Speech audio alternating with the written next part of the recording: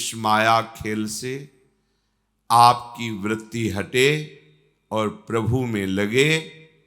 इसी उद्देश्य से महापुरुषों ने, संतों ने भगवान की वाणी का रहस्य समझ करके उस परम पद को प्राप्त किया और दूसरों को वो पदवी प्राप्त कराई। बहुत बढ़िया ऐसा सहज उपाय भगवान बता रहे हैं कि आप सहज में भगवत प्राप्त हो सकते हैं, पर इसके लिए आवश्यकता है पवित्र बुद्धि की।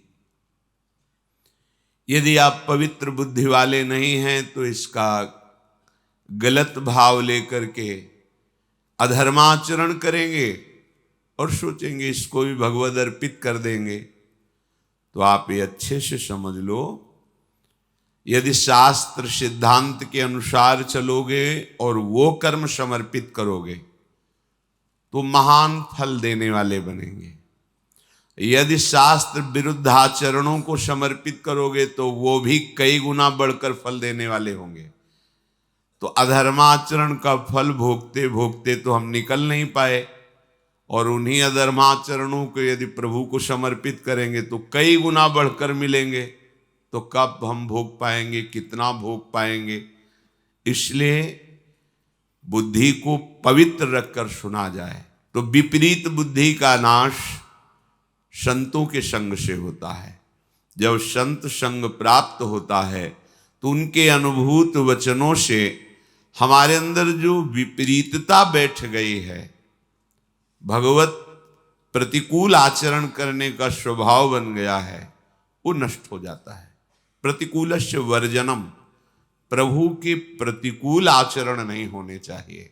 जब तक प्रभु के प्रतिकूल आचरण हैं तो तुम भागवत सिद्धांत को समझ ही नहीं रहे।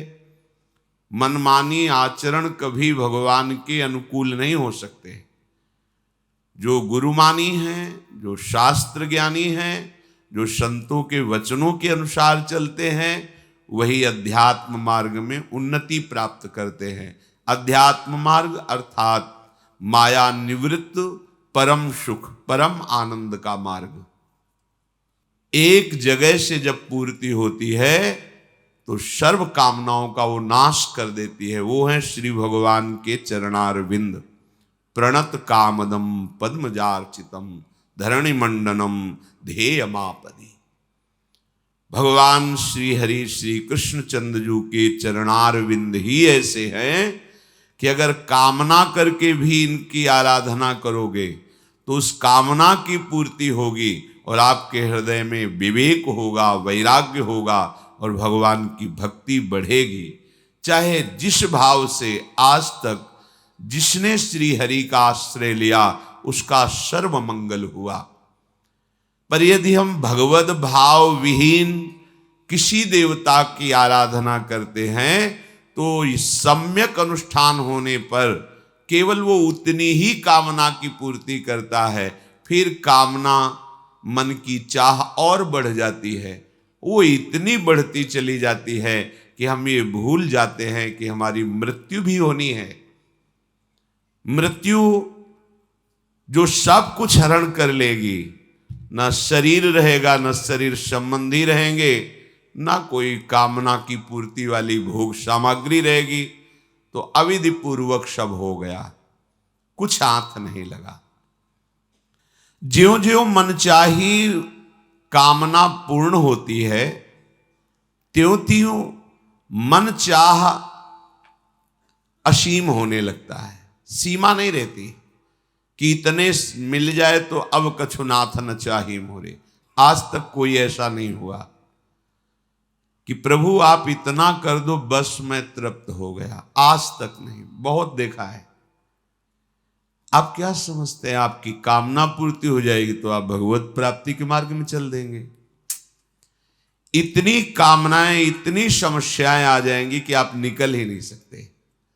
जिस परिस्थिति में आप हैं उसी परिस्थिति में नाम जप कीजिए, भगवत आराधना कीजिए तो निकल जाएंगे। और अगर ये सोच रहे हैं कि परिस्थिति का जब परिवर्तन होगा तब भजन करेंगे तो मृत्यु ही मिलेगी, सतमार्ग में चलने का अवसर माया देगी नहीं।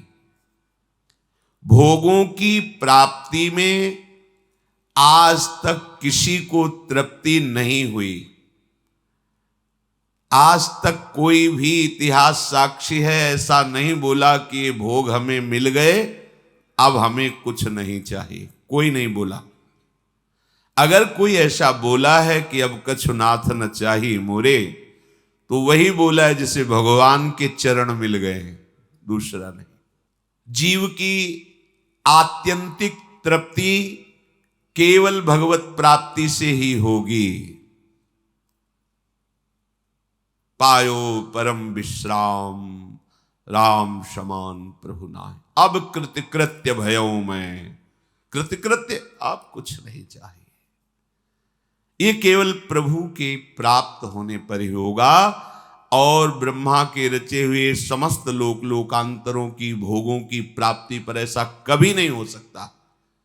सुलझ जाओ, ये अंदर से मांग कभी बंद नहीं होगी। जब तक प्रभु का भजन करके प्रभु का साक्षात्कार नहीं कर लोगे, ये अभाव, ये अशांति, ये कामना पिंड नहीं छोड़ेगी। हमारी खोज है हमें नित्य सुख प्राप्त हो, शाश्वत सुख, सत्य सुख, परिपूर्ण सुख, अविनाशी सुख। ये जगत में थोड़ी है, ये अपूर्ण है, ये विनाशी है, ये अनित्य है, परिवर्तनशील है, ये सत्य नहीं है। पर हम खोज यही कर रहे हैं। जब तक इस अविनाशी सुख की प्राप्ति नहीं होगी तब तक तुम्हारी खोज रुकेगी नहीं। बार बार जन्मना पड़ेगा, खोज करते रहो, मरो फिर जन्मो, बस यही चल रहा है जब से सृष्टि हुई तब से आज तक। देखो, एक अध्यात्म मार्ग वर्णन किया जा रहा है और गुरु कृपा से एक अध्यात्म मार्ग आंतरिक प्रकाशित होता है। अंदर से ये मार्ग है, उसके चित्त का समाधान हो जाता है। अब संशय नहीं रहता कि संसार में सुख है, मान प्रतिष्ठा में सुख है, भोगों में सुख, ऐसा नहीं रहता। वो संसार जैसी चेष्टा करते दिखाई देगा, ये बाहरी है, लेकिन उसका अध्यात्म मार्ग प्रतिपल तय होता रहता है। वो अपने प्रभु के नजदीक पहुंचता रहता है। उपासना सदैव अपने स्वामी के समीप रहता है। हमने वेश रख लिया, थोड़े बारे भगवद आचरण भी कर रहे हैं, लेकिन अपवित्र भोगों में सुख बुद्धि करके उनमें रमण कर रहे हैं तो अध्यात्म मार्ग नहीं रहेगा, वो अंतर ध्यान हो जाएगा। अब आपकी सारी चेष्टाएं व्यर्थ ही हैं, ये अंदर से समझ लीजिए। अगर आप गुरु वाणी पे चल रहे हैं, शास्त्र सिद्धांत पे चल रहे हैं, तो अध्यात्म मार्ग। और सही बतावें, यदि शुद्ध शरणागति तो अध्यात्म मार्ग में चलना नहीं होता। वो एक सीढ़ियां देखी जिनमें खड़े हो जाओ, है बनी सीढ़ियां हैं, पर आपको चलना नहीं, बस खड़े हो जाओ, वो आपको पहुंचा दिए। ये है गुरु कृपा मार्ग। दिखाई दे रही सीढ़ियां, पर गुरु कृपा शक्ति से आप जहां पैर रखे अध्यात्म का मार्ग अपने आप चलकर लक्ष्य तक पहुंच जाएगा। आपको कोई श्रम नहीं करना। और जो विरुद्ध आचरण करता है वो गायब हो जाता है, वो मार्ग ही गायब, अंदर से ही गायब हो जाता है। क्या अध्यात्म में न समझ में आएगा, न समझ में समझाने पर भी आएगा, नहीं आएगा। इसीलिए भगवान ने इशारे में कहा है, भोगेश्वर प्रसक्ता नाम तया प्रहृत चेतसाम व्यवसायत्मिका बुद्धि समाधौ न विधीयते। परमात्म प्राप्त का लक्ष्य ही नहीं बनेगा, मार्ग ही नहीं मिलेगा यदि तुम भोगों में अपरहित चित्त वाले हो गए हो। भोग भोगना, भोग संग्रह करना। दूसरी बंधु विच्छेदम, परिवार का कोई प्यार नहीं कर सकता उसे, ये मैं रचना रचूंगा। सा कष्टेन जीवितम, कष्ट पूर्वक जीवन जिएगा, मरेगा भी नहीं, कष्ट पूर्वक जिएगा।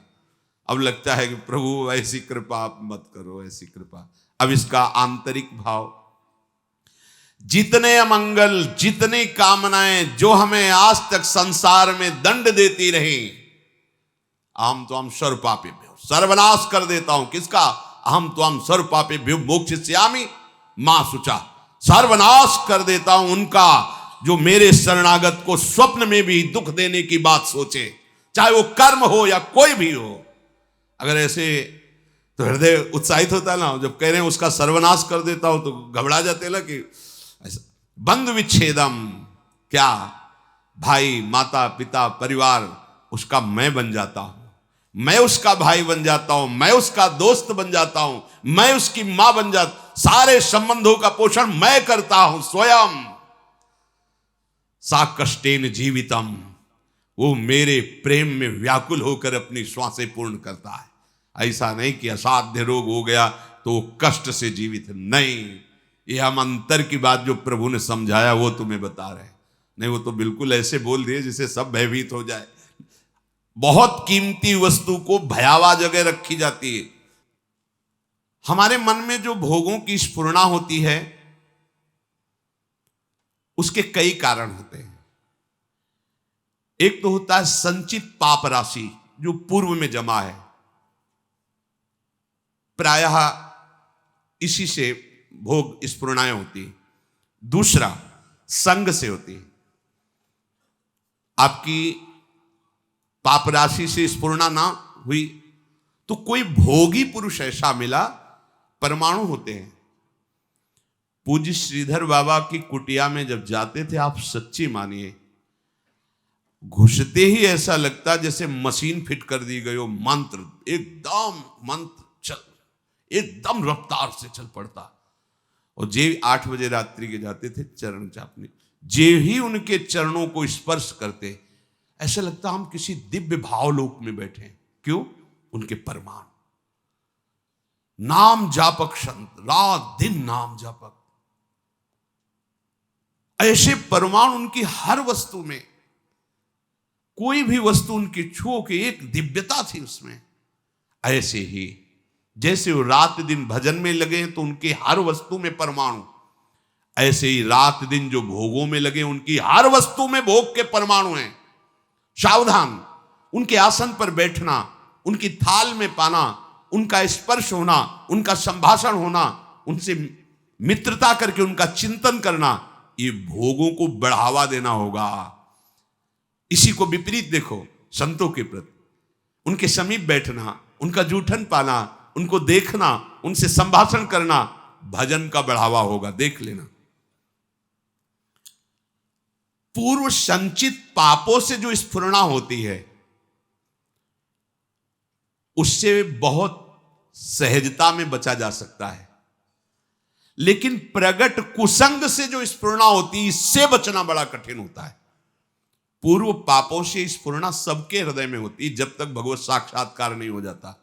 वो बार बार आकर्षित करता रहता है संसार का राग। और अगर कहीं कुसंग मिल जाए फिर क्या कहना है? फिर तो जो स्फुरणा थी संकल्प बनेगा, संकल्प क्रिया बन जाएगी, क्रिया होते ही अध्यात्म अंतर्ध्यान हो जाएगा, अध्यात्म मार्ग ही नहीं रहेगा। इसलिए कर्म राशि की तो तुम चिंता मत करो, उसे तो भस्म करने के लिए शरणागति समर्थ है। लेकिन कुसंग से बचने के लिए तुम्हारे ऊपर पूरा भार है। कुसंग से तुम बचो। बरुघल बास नरक करताता, दुष्ट संग जनि दे विधाता। देखो, यदि साधक सावधान नहीं रहेगा तो फिर नया कर्म बना, फिर पुरानी स्फुरणा और नया कर्म मिलकर के नवीन चक्र की रचना, जन्म मरण की। इसीलिए मुक्त होना बड़ा कठिन हो जाता है। यदि आप, बहुत ध्यान देने योग्य बात है, शरणागत होकर भजन कर रहे हो, अध्यात्म पर दृष्टि रखें तो चिंता मत करो, आपकी पूर्व कर्म राशि ये भगवान आचार्य नष्ट कर देंगे, कटी कर्म बंधन से। पर यदि आप नवीन कर्म फिर वैसे ही कर रहे हैं तो विश्वास मत रखना कि पीछे का और आगे का दोनों जोड़ करके भोगना पड़ेगा। पीछे की कर्म राशि तब नष्ट होती है जब अवलो नशानी अब ना नशे हो। आज तक किया, पर आज के बाद चाहे प्राण निकल जाए, आज के बाद नहीं। निहाल हो गए, आज ही निहाल हो गए, आज ही निहाल हो गए। हम तो हम सर्व पापेभ्यो मोक्षयिष्यामि, मेरे सरकार बोल रहे हैं, प्रभु बोल रहे हैं।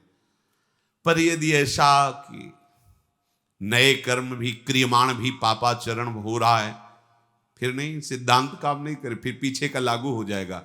फिर आप कहोगे कि अध्यात्म में उन्नति नहीं हो रही, कोई लाभ नहीं मिल रहा, कोई सुख नहीं मिल रहा, क्योंकि आप गलती कर रहे हो। चलनी में गैया दुहे और दोष दैव को दे। जब हम किसी वस्तु को प्रभु को समर्पित कर देते हैं तो हर वस्तु में बांधने की सामर्थ्य है माया की। कोई भी सड़ी से सड़ी वस्तु में एक माया शक्ति है जो हमें आसक्ति से बांधती है, आसक्ति से। प्रभु कहते हैं मेरे को समर्पित कर दो। जैसे कर्म समर्पित कर दिया, अब कर्म बंधन नहीं रहेगा। भोग समर्पित कर दिया, अब वो प्रसाद हो। प्रभु तुम्हारे भले के लिए कह रहे हैं कि जो प्रभु को समर्पित कर दिया जाता है वो निर्विकार हो जाता है। बात समझो। ये भगवान तो कहते हैं कि सब तुम मेरे लिए, अगर नहीं समर्पित करोगे तो दुर्गति को प्राप्त होगे। भगवान तो नाराज होके बोल रहे हैं। नाराज नहीं, उस वस्तु का प्रभाव है। कोई भी कर्म, कोई भी यहां की वस्तु सब बांधने वाली है। समझो पहले, सब बांधते, कोई भी व्यक्ति सब बांधता है। अपने राग से सब मुझे बांधते हैं। अगर प्रतिकूल हुआ तो द्वेष से बांधते हैं। यहां कोई मुक्त करने वाला नहीं है। एक एक वस्तु, एक एक व्यक्ति, एक एक परिस्थिति केवल बांधती है। और हम साधना कर रहे हैं मुक्त होने की। कैसे करें? भगवान करे चुपचाप जो कर्म करो मेरे को समर्पित करो। इसका रहस्य क्या है? वो कर्म तुम्हें बांध नहीं पाएगा। जो पानी भी पियो तो समर्पित करके। क्यों? क्योंकि तुम्हें बांध नहीं पाएगा। तुम मुक्त हो जाओगे। प्रसाद सर्वानंद प्रदान करने वाला होता है। तो हम लोग कहीं ऐसा न समझें कि श्री भगवान कह रहे कि तुम अपना कुछ मत मानो, जो अपना माना हुआ है वो मेरे को समर्पित कर दो। क्योंकि वस्तुता उन्हीं का है, अपना तो कुछ है नहीं। और जब हम ऐसे भाव से चलते हैं तो कोई भी वस्तु, व्यक्ति, स्थान हमें बांध नहीं सकता। जब बांध नहीं सकता तो हमारी स्थिति क्या हो गई? जीवन मुक्त। अब चाहे जैसा पदार्थ हो, चाहे जैसा व्यक्ति हो, चाहे वो बांध ही नहीं पाएगा।